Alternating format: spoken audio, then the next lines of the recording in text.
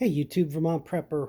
What we're doing today is starting to build the diesel heating unit that I will use to heat my M105A2 military trailer. That's the hard top for those of you who follow the channel. I have both a hard top and then I have a smaller trailer with a soft top. This is for the larger one that I've been doing a lot of projects to, and you can view those on my channel. In any event, you see all the parts here. Here's the actual diesel heating unit. It's a 15-liter tank. And you have your some mounting plates, and you see all of the exhaust tubing here. I'm going to step you through it. I'm not sure that you'll get to see me do a lot of the work, but I'll give you a step-by-step kind of summary of what I'm doing so that you have an idea. There are a lot of YouTubers that do this step by step, and they actually show the work. I'm only a one-man show, and it's a lot of editing for me, so I don't really have the time to do that, but you'll get a good idea, and you'll see the finished product, and you'll see it working. It should be a pretty nice little project. It's not going to be very heavy. It'll be easy to put in and take out, and it'll be real handy for the winter. I went back and forth on what to do as far as heating the trailer, and I started out with a Mr. Heater Big Buddy, which I still can do, but I saw a couple videos on these diesel heaters which made me kind of change my mind. I don't have to have any kind of propane running into the trailer like I would with the Mr. Heater. This one I only have ducting, and this actual unit stays outside, so it's nice and safe. Alright, so let's get started. Welcome to my world. We're going to talk mainly about military vehicles, solar power, and self-sufficiency. But I also like to live life to its fullest potential. I do this through music. Specifically, I'm a drummer. Music runs through my veins, and I'm also going to discuss the various equipment I use and throw in a few covers. Hope you enjoy. Welcome to the channel. Here's a close-up of the heater itself. On the right side, you have your cold air intake, the part that has the vent on it there. And the left side has the hot air exit. That's where your hot air comes out of. On the bottom there, you see two outlets. On the left is your exhaust, and on the right is your combustion air. So my design is going to be where the hot air is going to come through the front of the toolbox on the left side. Cold air intake is going to be on the right side, kind of 3/4 of the way up. And the exhaust is going to come out of the bottom of the heater, mounted on a plate. I'll show you the plate. So this plate kind of goes like that, right? And I'm going to set it up on L brackets midway up on the toolbox so that it sits higher, so I can route the exhaust pipe out through the bottom and to the left side of the toolbox. All right, so the next thing that I need to do before I mount the heater is put some vents in there in the toolbox that will keep the toolbox cool. And my premise there is I'm going to have two vents sort of on the bottom there on each side, and that's going to be where cold air in theory will come in. And then I'm going to have two vents on the other side toward the top, where I'm hoping hot air will exit, because you'll have the exhaust and the hot air on that side. So I'm hoping that the hot air will exit on that side. So that's, I guess, the premise, according to the YouTube video I saw, is the premise of a chimney, how a chimney works. So we'll see if it works. I measured where I want to drill the holes, and I'm going to attempt to show my work. I'm only going to show one of the holes drilled, and then I'll come back after I install all of the vents.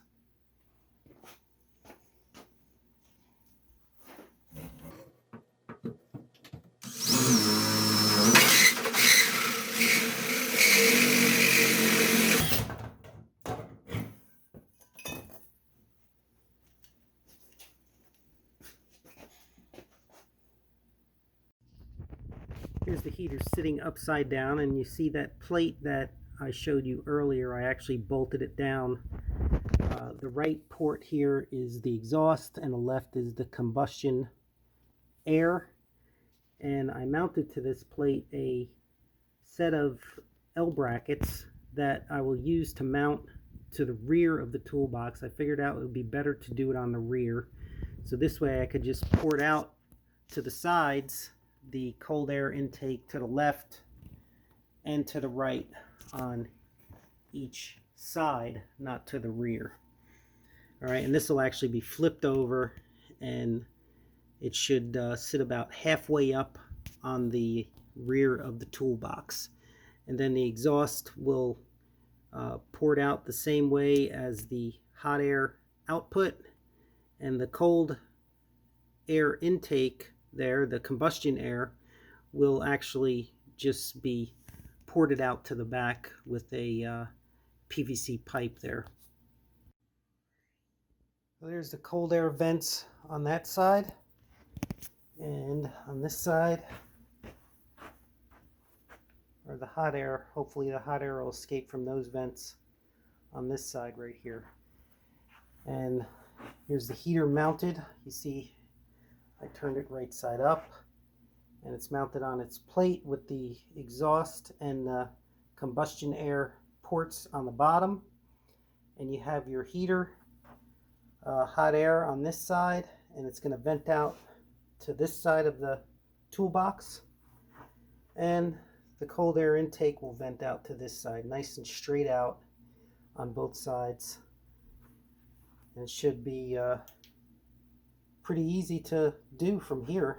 I mean, basically I have to just hook up the gas tank and then wire it all up, run the exhaust and the combustion air, and shouldn't be a problem from here.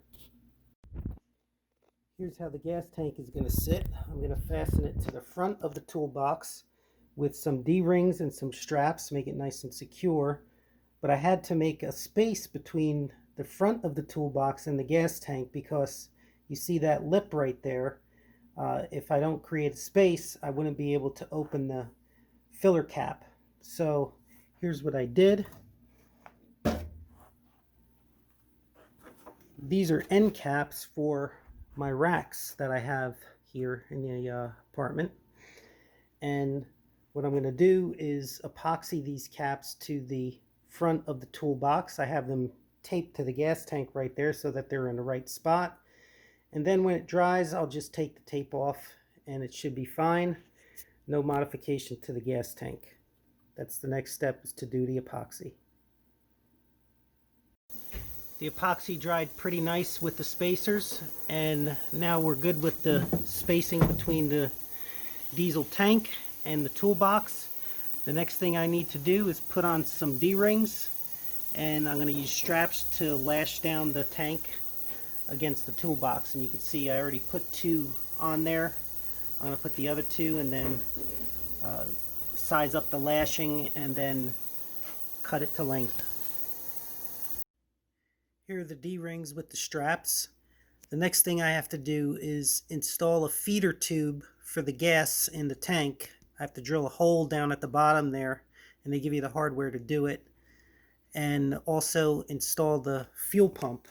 And I just got to figure out a good location for it out of the way of everything. You have to mount it on a 45-degree angle, probably on this side right here, because it'll be close to the line of the gas tank. So that's probably where I'll do it. Instead of doing a fuel tank, I decided to do the combustion air intake.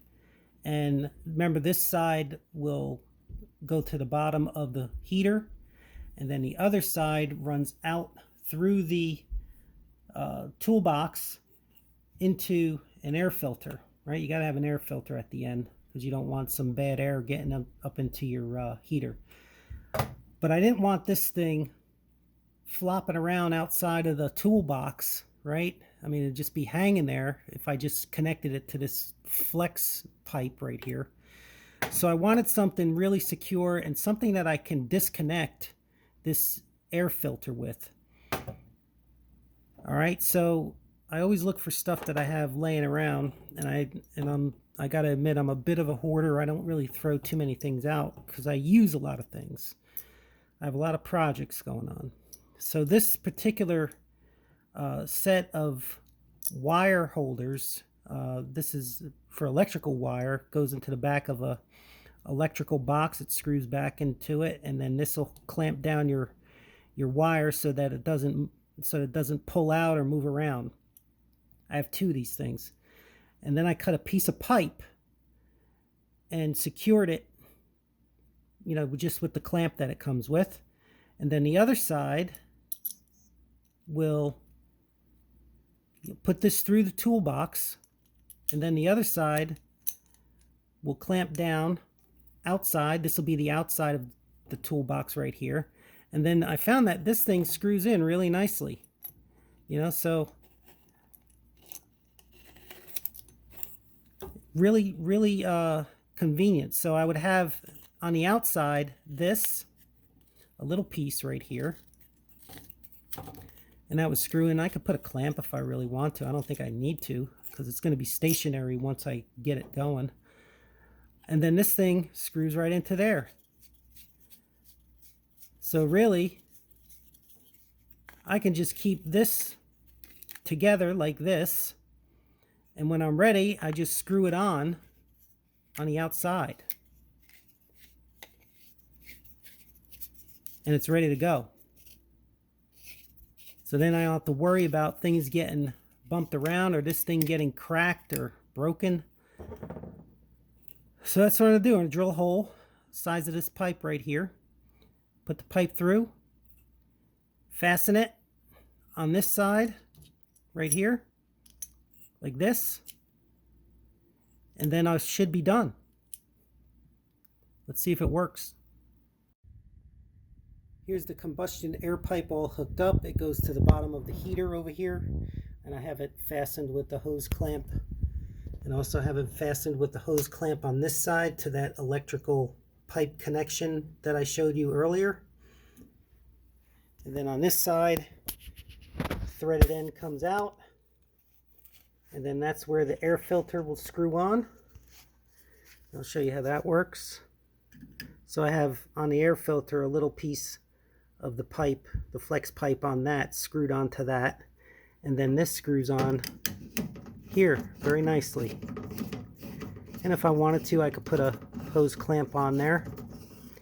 I probably would, especially if there's like a storm. I don't want it blown off. But now we have a nice new air filter, and I don't have to worry about keeping it on there. I can take it off for when I'm transporting this. Keep it inside the toolbox. It's a nice, neat little setup there. The next thing I'm going to do is install the exhaust pipe, and I do that by connecting it with a hose clamp to the bottom of the heater in the remaining port, and then that will route out on a slope downward toward the bottom of the toolbox, where I'll drill a 1-inch hole to stick it through, and then from there I'll connect another pipe that's similar to this except longer, with a coupling that I already created, and I'll show you how I did that. And this way I'll be able to route the exhaust anywhere I want. It'll be a pretty long pipe. I'll also use some heat tape to wrap around this exhaust so to keep the heat to a minimum within the toolbox.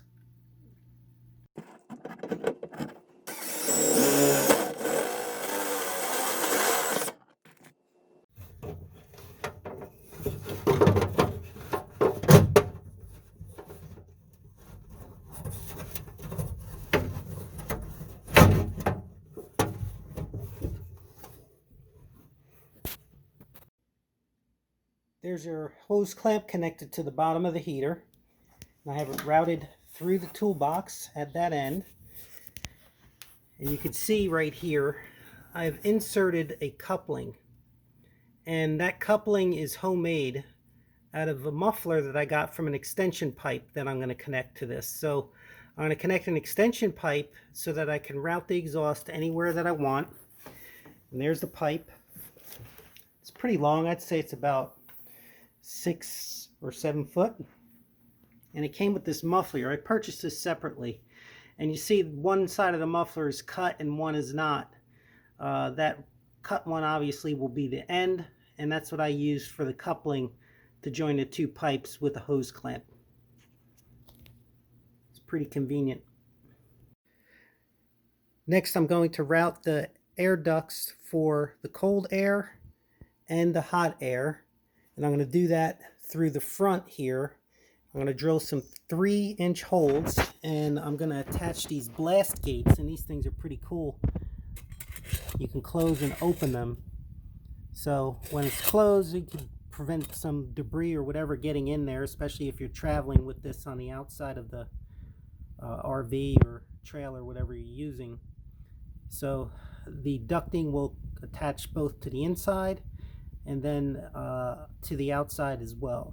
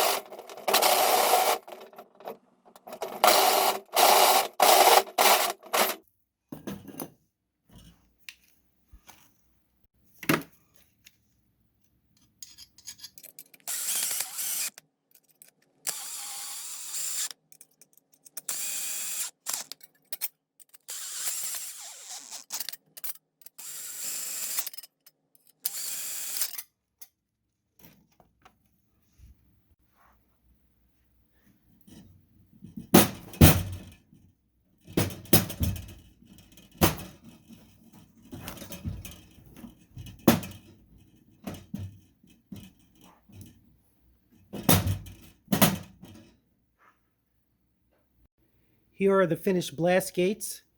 The left side is for the hot air, right side is for the cold air, and you can see I siliconed the cap that was on the diesel heater on the outside there.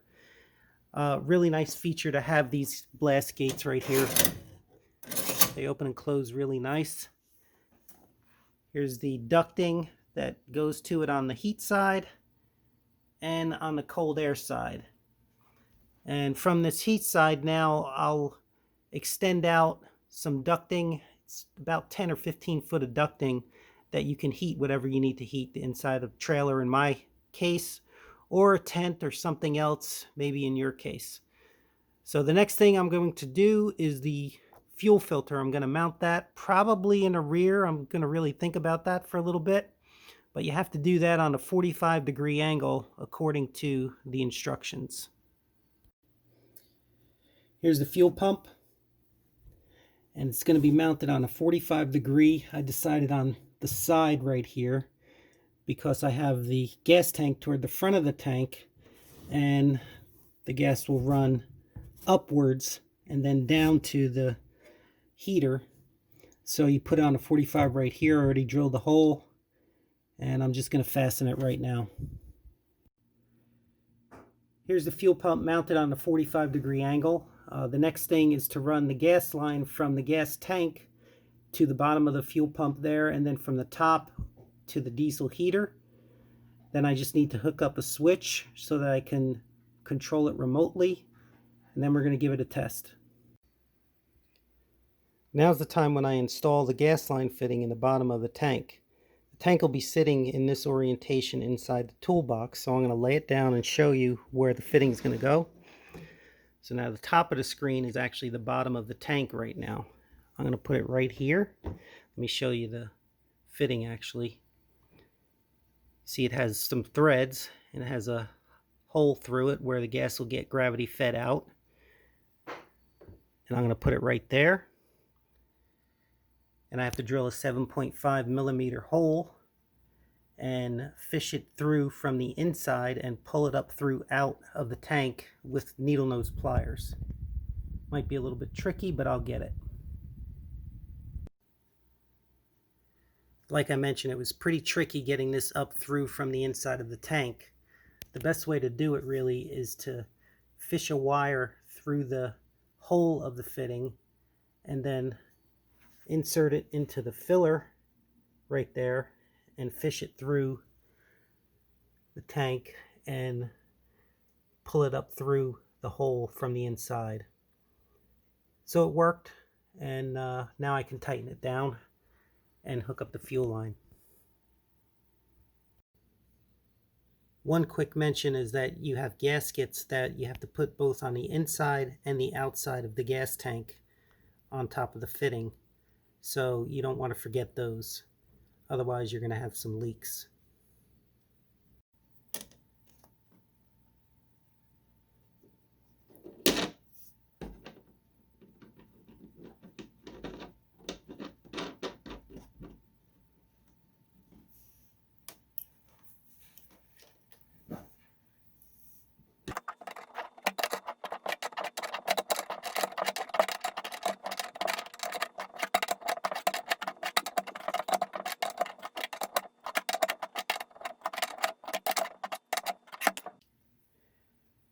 Hooking up the fuel line is pretty straightforward. It comes out of the bottom of the diesel tank into an inline fuel filter with the blue part facing up toward the fuel pump.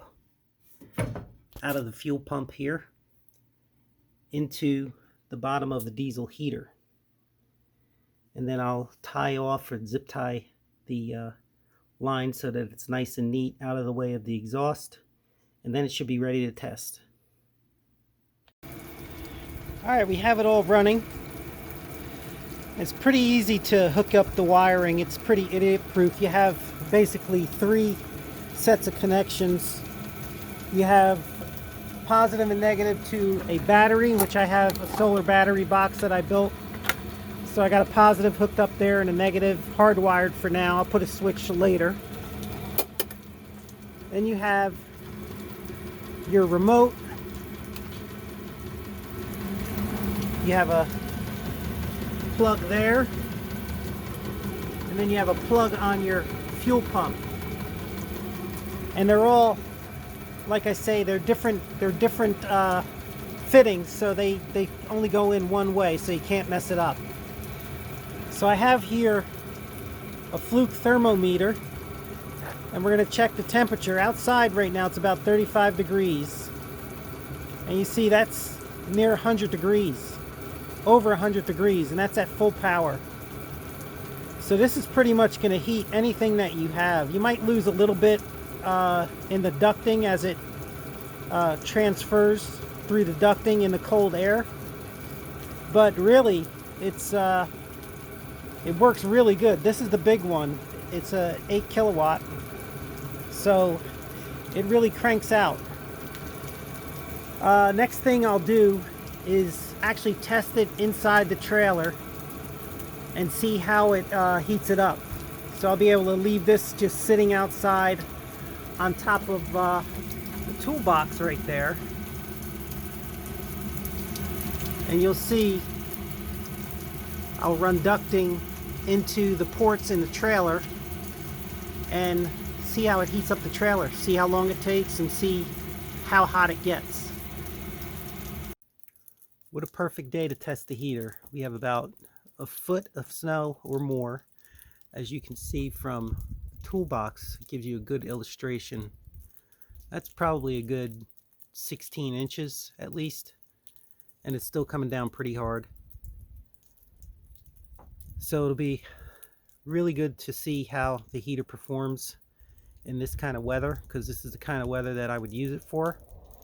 So I'm going to run some ducting in through the ports of the trailer, and we'll see how that works. Alright, here's the test. I have my extension exhaust pipe you see right there, well enough away from the trailer. My battery box on top, which would be replaced by a cigarette lighter switch. 2 sets of ducting, one going into the port of the hardtop and one just extended out as if to simulate another structure like an awning room. And now I'm going to take the temperature inside the trailer. It's been heating, I'd say, for about 5 minutes. I'll probably do it over a half hour and see how that works.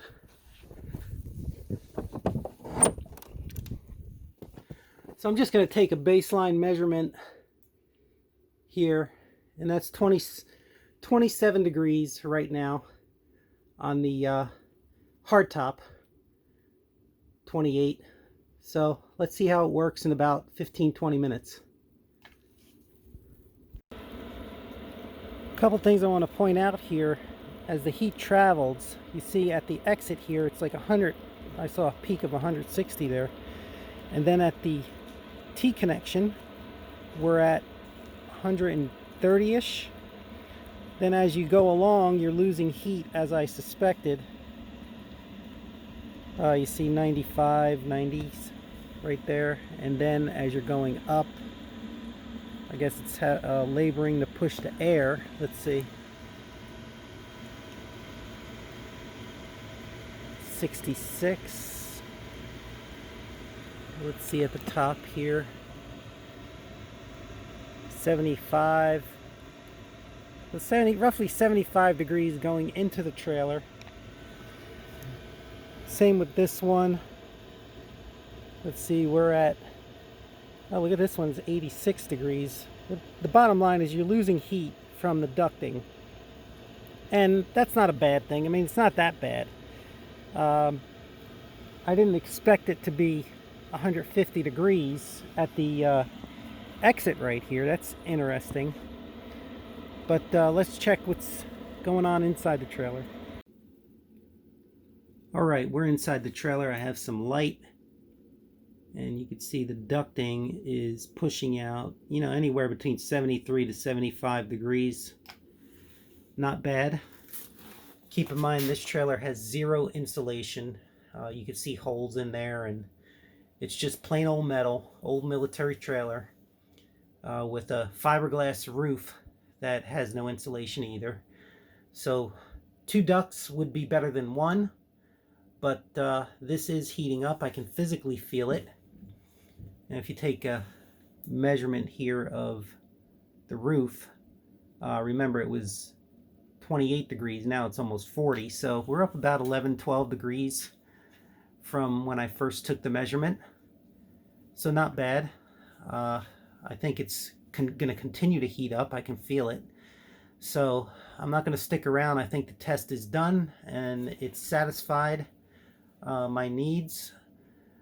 I think you know, next thing I would probably do is take it out in a real life scenario. Let's see what happens. Maybe I'll do a little bit of insulation and try it, and I'll put up a video. Anyways, thanks for watching, and I hope you got something out of this. Please like, subscribe, comment as usual, and keep prepping. Take care.